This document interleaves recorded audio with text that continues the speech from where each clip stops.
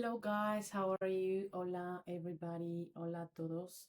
This is Maria. I'm a fashion product developer and I specialize in streetwear. In this case, I'm recording this video about measurement and sample control sheet template. This is the type of template I work with. So this is something that I have created from my experience and how the specific template that I use to communicate to factories, right? So anytime I receive a sample from a client, I measure it and then I inspect it. I make the quality control, the measurement, the fitting control. And this is the sheet that I use and that I fill in and the sheet that I deliver to the factory to follow. Okay, so it's a lot of information. So I'll go point by point. So don't worry. And I will explain all these points, right? So as I was saying, this is a measurement and sample control sheet template. This template, you can find it in my website and it's super cheap just for you. And this is the explanation for you to know how to use it. So let's start from the beginning, right? So we have here the size. It's important that you know, guys, that it's vital, essential that you start a sample in one single sample size. For those who know already, perfect. The ones that don't know these, I recommend that you do it on your own size. If I am an M, I do it in an M.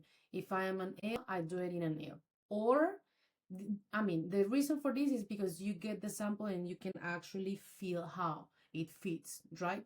If you already have a model that is a perfect M, you can also ask for an M.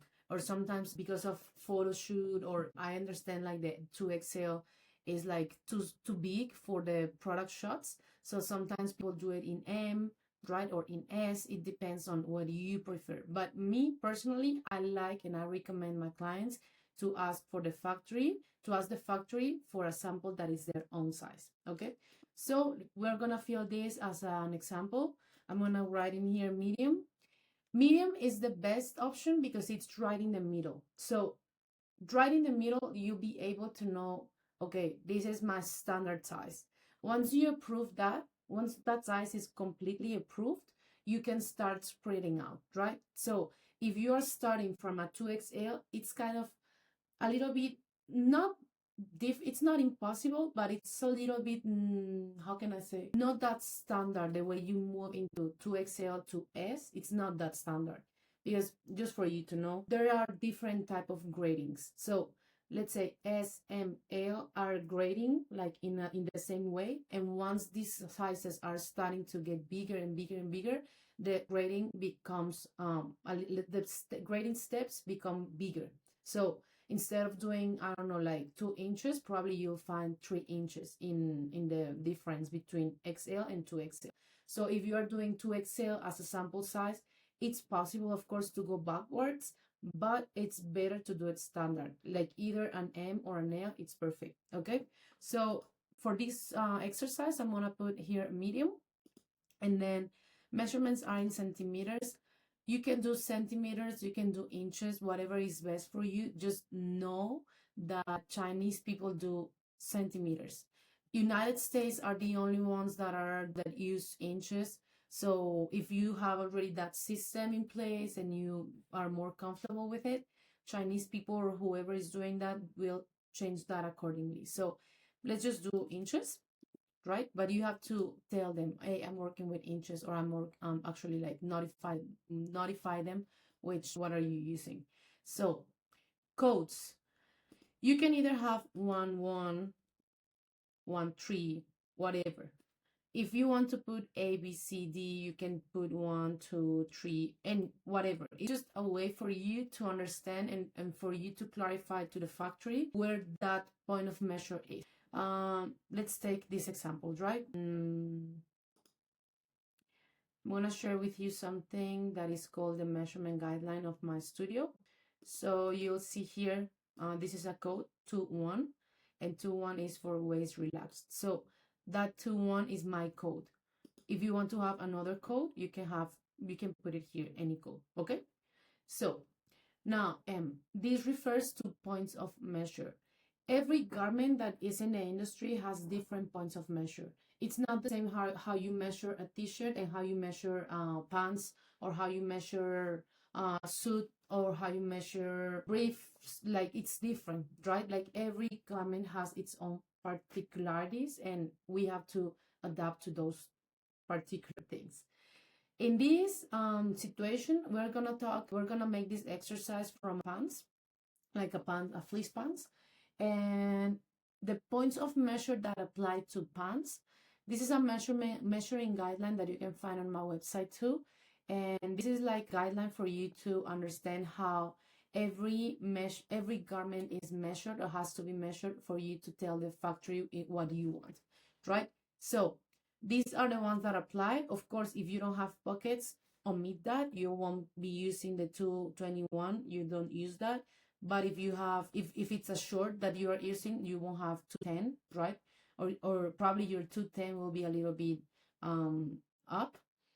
If you don't have weld pockets, you don't have to use this code. But these are the ones that are in general. So you'll find in every type of pants, you'll find all these points of measure, and all these points of measure are required for you to get exactly the fit that you want. Okay? So the way I work is, if you're working with me, I always gonna tell you, hey, you wanna make a fleece pants? Perfect. Just get a reference from market and measure it. So I will instruct you on how to measure with these guidelines.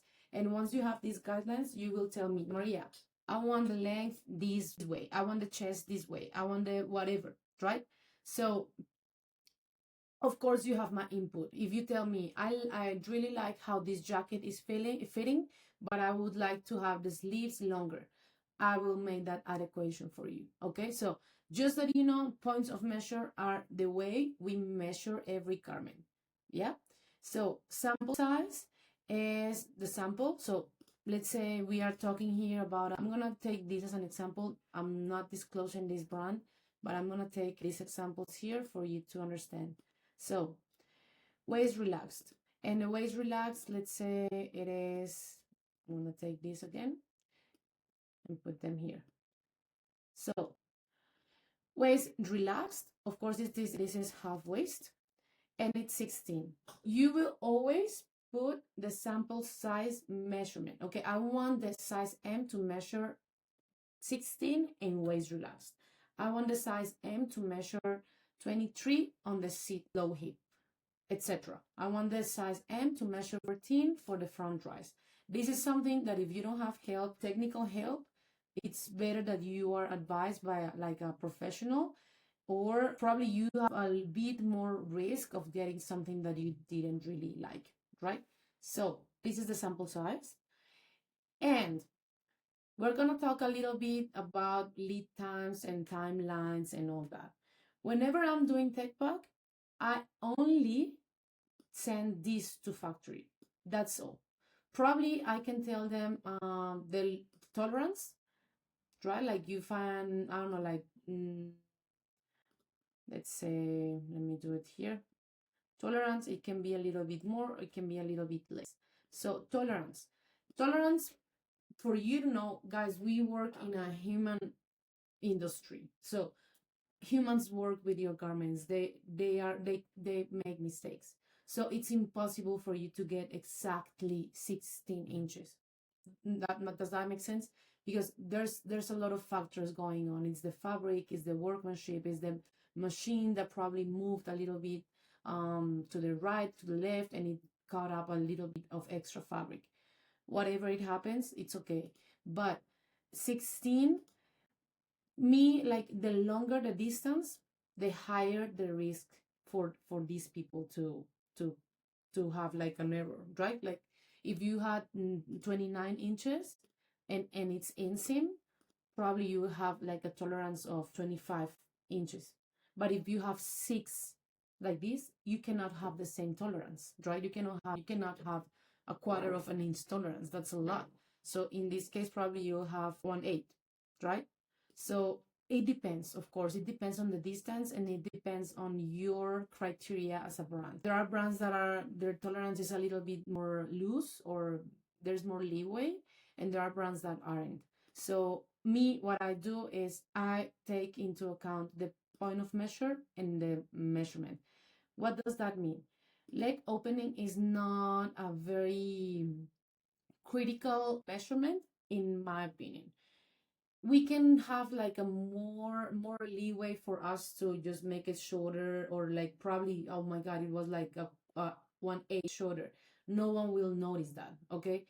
But if that one quarter of an inch, let's say 1/4 of an inch, is applied to the half waist relaxed, that affects the fit, right? It affects because it's half of an inch and then half of an inch, like half of an inch front, half of an inch back. That's already an inch that you are reducing the whole circumference. That affects your feet. So it has to do with that. So I check if this is a critical measurement, and if it is, and then I check this measurement, and then I can, yeah, like consider what is the best here. Here, I consider that be probably 0. Like a medium, yeah, like, no, I like doing a quarter. I'm not very, yeah, I prefer not to have a lot of leeway. So a quarter, and then for the ones that are super small, I can add 2 or 0. That is not allowed. And then the ones that are like 23, this could be a quarter, a quarter, a quarter, these 2, and for this one, maybe here I could consider an inch, and then here a quarter, and then a quarter, and then here I don't have any tolerance, right? So this is the tolerance. I hope it's clear. Now, imagine you already send your tech back to the factory. They did it. They follow all these specs, because the pattern maker will use this in order to create their pattern. Okay. So once they create that, they saw it, they send it to you, and then you make a sample quality inspection. What is that? A sample quality inspection is something that you put your garment flat, not wearing it, not washing it, not doing anything. The first thing you do after receiving the samples is putting it flat on the table, and then you start measuring. How do you measure? Just like here, right? Like imagine this is your garment and it's flat. So you will measure, let's say 2, 1. You will measure from side to side at the middle of the waistband. For pants without waistband, measure at the top edge of the waist. So that's how you measure it. Waist relaxed. And then whatever you got, you put it here. Okay? If you got 16, 16.5, whatever, you put it here. So 16.5. Okay? This is already adapted for the deviance to update whenever you put something here. So let's say this is 2, there's no deviance. Okay? There's no difference between what you requested and what you actually got. So let's say for here you got 24, there's deviance of 1. Now, if the deviance is the same, more or less than a quarter of an inch, is perfect.